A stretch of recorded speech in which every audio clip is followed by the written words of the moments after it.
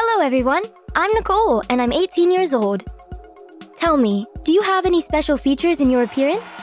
Something you're embarrassed about or your parents? Watch this video to the end and learn how to get iron hands and how to learn to live with them.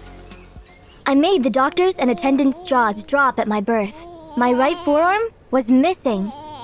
I don't know exactly why, but in any case, I haven't had a right hand all my life. I was wildly shy about it and begged my parents to give me a prosthesis, so that I was like other normal children.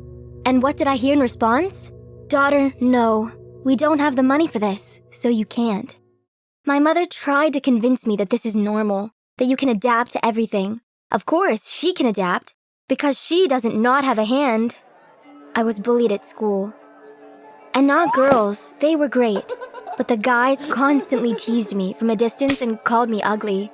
Several times I got into fights, and even managed to kick someone in the neck. Then, my parents would lecture me and tell me that this was proof that I didn't need a prosthesis. Like, they will only tease me more, and in a fight it will break and Right, there's no money to change it. I know what was behind it. You're already weird. Your hands will attract attention. Why do you need a prosthesis if we still have to feed you with the spoon for the rest of our lives? Well, have your dreams ever come true in the most unexpected way? Once, I was hit by a car. I don't remember how it happened. I think I was crossing the road to green, and then I woke up in the hospital, and my mother was sitting next to me, crying, and my father was crying too. And instead of my hand, I had a stump wrapped in a bandage. The doctor explained everything to me. It turned out that the car did not just collide with me. It literally ran over my arm, and it was impossible to restore it. Can you imagine how absurd this is? The first thing I thought was, oh, my last hand! But, well, now you're not going to get away with it. I pleaded with my mother, made responsible arguments to my father. I said that artificial hands would improve their lives as well as mine, and that it was better at least with artificial hands than without them at all. They couldn't argue with me now. My mother asked me in a quavering voice how much it would cost. My father gasped when he saw the bill, but they were still under the influence of my sad hospital appearance and quickly processed everything. The installation took a long time. I took even longer to get used to them. But there came a time when I could write my own name by hand, and I was almost mad with joy. I was told not to load my hands so that the adaptation of the prosthesis would be more successful. But I couldn't stop running and touching everything. I have hands! Real, my own! Yay! Has it ever happened to you that your relatives did not understand your joys and sorrows? My parents, for some reason, did not share my joy. My father would praise me sourly, and my mother would turn away and almost start crying. I didn't know what was wrong with them. Were they so afraid of my hands? Would they sacrifice my hands for their own comfort? What did I need to do to make my parents love me the way I had become? Resentments accumulated for a long time, and they had to find a way out, the normal way out. For example, I went swimming at school. I had to get used to a new sport, and initially swim in the paddling pool, but then I started to achieve small success. I also went to therapy sessions to develop my hands, and that's where I met Charlie.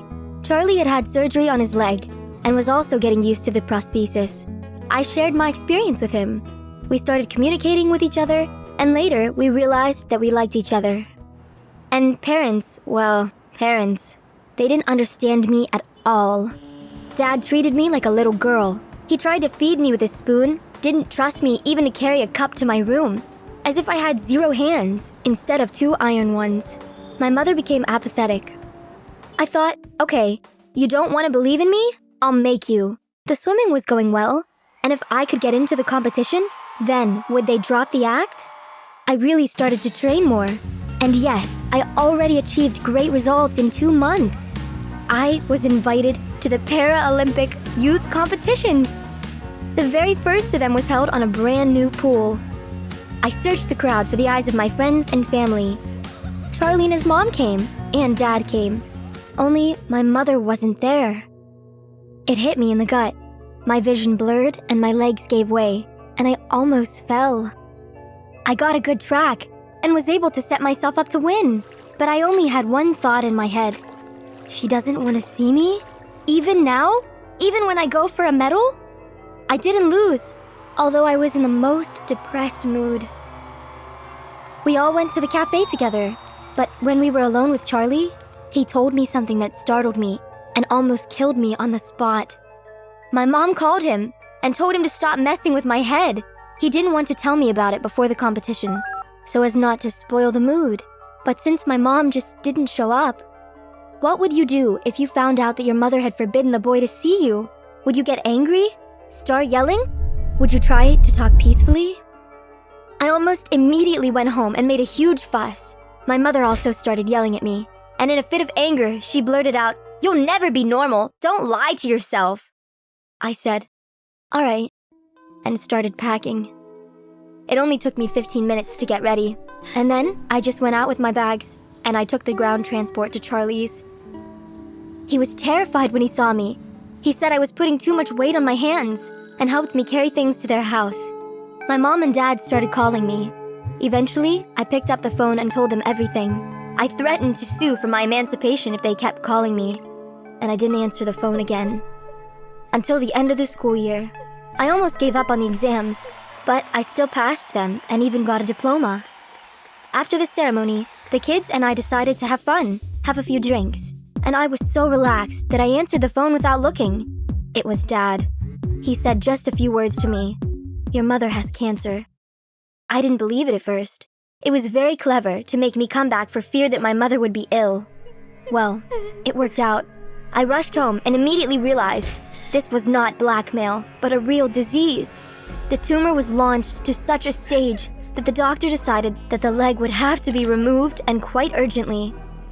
You should have seen my mother at that moment. She laid there all night looking at the ceiling, and then she got hysterical. Mom broke the service, crying and shouting that now she was a nobody, a pathetic, helpless invalid, and now she would never have a normal full life. I was angry. I'm not a fool, and I knew that she was talking about me too. I sharply grabbed her by the shoulders, slapped her. You know how great it turns out with Cyberhand, and growled, "Okay, calm down." My mother was shocked enough to stop talking, and I spoke. I was all talked out. I told her I just fucking graduated from high school, that I had a class in swimming and a cool guy who loved me, lots of friends, my first job that I got thanks to my prosthetics. I didn't have a damn problem with my prosthetics. All my problems were because of my mother. Here, I admit, it was ugly, but it sobered my mother like a second slap in the face. She looked down at her leg again. She said she didn't know how to live like this.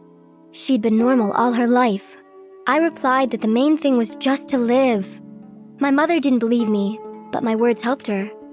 Her leg was actually removed, and she was sobbing, holding my dad and me by the hand. But then we raised money and paid for her to have a prosthesis installed. My mother was actually starting to learn to walk again.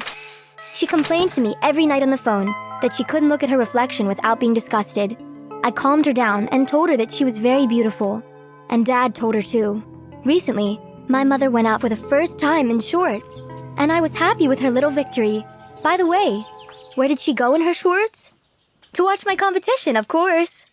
It's amazing how much garbage people have in their heads, and how it can ruin their lives and the lives of their loved ones. It's amazing how things change if you help a person clean up a little. My mother and I were able to overcome our prejudices. Look at your relatives too. Maybe mutual understanding is just around the corner? Did you like the video? Put a like so that YouTube will show it to your friends. And by the way, did you remember to subscribe to our channel and send us your new freaky stories?